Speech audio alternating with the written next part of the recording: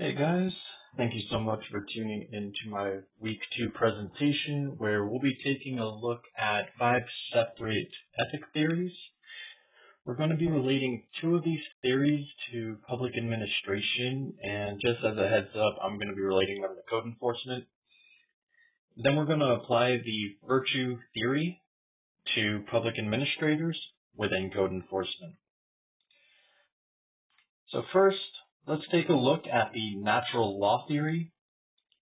This emphasizes that humans inherently possess inclinations such as preserving life, forming families, and living cooperatively with others. Moral rules encourage these natural goods.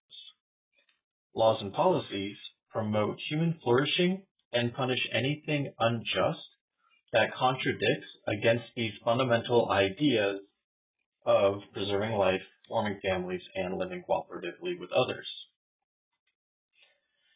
Next, we'll talk about Kant's categorical imperatives.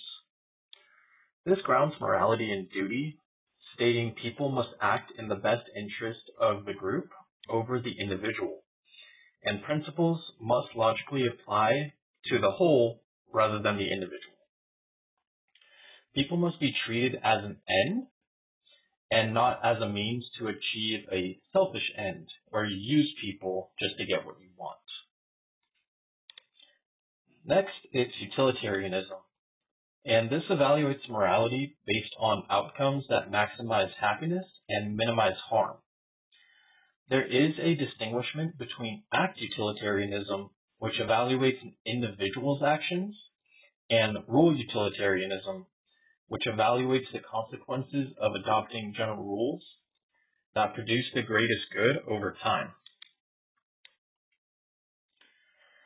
Lastly, we have contractarianism, which states that morals and rules emerge from rational agreements among individuals, and that these morals and rules and the social exchange is for each other's mutual benefit. This is similar to us working for a company, and by us working for a company, this helps them function. Meanwhile, they pay us an appropriate wage, typically.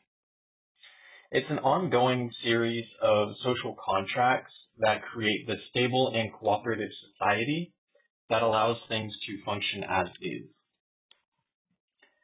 Now, for the public administration theory, I want to specifically look at rule utilitarianism and contractarianism, and I want to apply it to code enforcement because, selfishly, I want to apply it to basically what I do every single day and how our learning affects my life.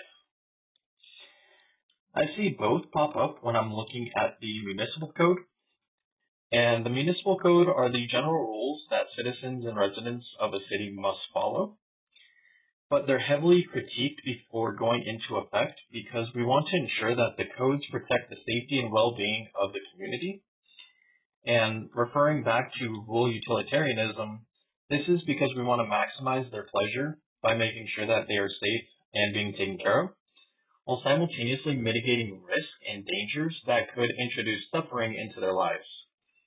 And second, contractarianism begins when citizens move into the city, where they now enter a social contract where they will abide by the laws of the city in this municipal code.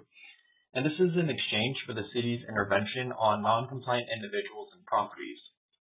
By investing into the city as a resident, the city then invests into their safety and the development of the city overall. And this hopefully raises property values for the individual, as well as introducing new buildings or activities where the individual can continue having fun. And lastly, with virtue theory, this focuses on moral character over strict adherence to the rules. And it highlights integrity, accountability, and a strong moral character. Virtuous people often find the middle ground between deficient and excessive extremes of a characteristic, and this absolutely appears in code enforcement and public administration. And it reminds me of the letter of the law, which is the strictest form of enforcement versus the spirit of the law debate, where spirit of the law is focusing on the intent. And this is because a virtuous officer will often find a sweet balance between heavy enforcement and laxly working with residents with little accountability and basically letting them get away with what they want. But thank you guys so much for listening to my presentation. I look forward to learning more about the theories through your guys' perspectives, and I hope you all have a great day.